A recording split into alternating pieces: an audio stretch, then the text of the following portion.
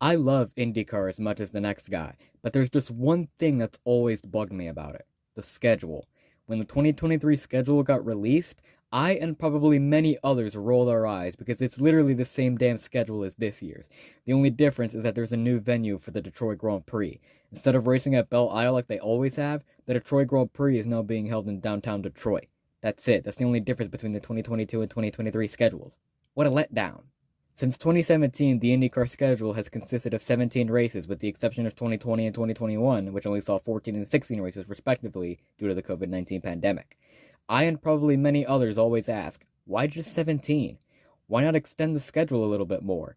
Would it kill IndyCar to have more than 17 races on the schedule? Because if you ask me, having the same 17 races on the schedule every year gets boring after a while. IndyCar needs more races on the schedule, and here's why. First of all, there's nearly a whole damn month between the first and second races. The season opener is on March 5th, and the race after that is on April 2nd. That is way too long of a gap between the first and second races of the season. It kills the hype for the return of IndyCar. Second of all, more races means more TV time, which means IndyCar gets more exposure. If IndyCar adds more races to the schedule, it'll attract more people to the sport. Third and lastly, IndyCar needs more schedule diversity. New races, new venues, new markets. For the last few years, it's been the same tracks for the most part. Some new tracks here and there wouldn't hurt anyone. There's a handful of tracks I can name off the top of my head that would be great for IndyCar. Sonoma, COTA, the Charlotte Roval, Richmond, Nashville Superspeedway, the Houston Street Course, the Energy Park, Watkins Glen, Sebring. The list goes on and on. Actually, all these tracks would make great additions to the IndyCar schedule. I've got an idea. Okay, so here's the 2023 IndyCar schedule. Same schedule as this year's with the exception of a new venue for the Detroit Grand Prix. I can make it better. This is my ideal 25-race IndyCar schedule. First things first, let's get rid of this huge gap between the first and second races. I'll keep the season opener the same, St. Petersburg on March 5th. Then the next week on March 12th, we go to Sebring for the first time ever. No longer is this track just a test track. It finally gets the IndyCar race it so rightfully deserves.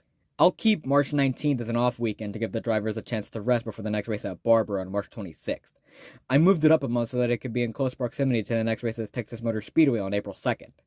After that, we have another off weekend on April 9th. Again, so that the drivers can rest up for the next two races all the way out on the West Coast. Long Beach on April 16th and Sonoma on April 23rd.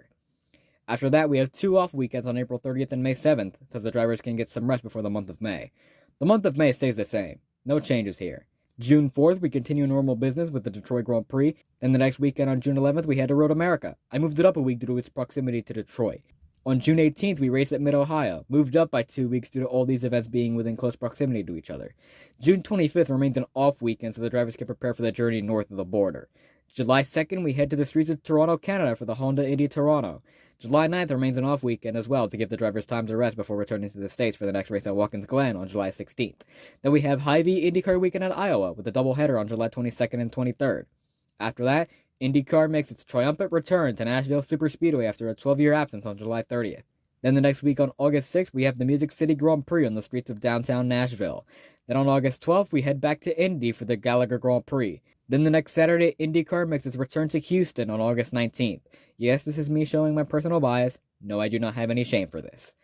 Anyway, the next 3 weeks will remain unchanged. August 27th is Gateway, September 3rd is Portland, and September 10th is Laguna Seca. After that long stretch of races, the drivers have the rest of September off so they can rest up and prepare for the final 3 races of the season. October 1st, IndyCar makes its debut at the Charlotte Roval. I put this a week before the NASCAR week in there to avoid any scheduling conflicts. October 7th is a Saturday night race at Richmond, and the season finale on October 15th is at the Circuit of the Americas in Austin, Texas. The 2 races that got canceled in 2020 due to the pandemic are now the 2 races that close out the IndyCar season. And that's my ideal 25-race IndyCar schedule. Of course, this will most definitely never happen, but it is fun to daydream. What do you think? Should IndyCar have more races on the schedule? Why or why not? Let me know in the comments below. If you want to see more of me, be sure to follow me on Instagram and join my Discord server. Links to both are in the description down below. Leave a like on the video and subscribe to my channel for more motorsports content. Thank you all so much for watching. That's it from me. Peace.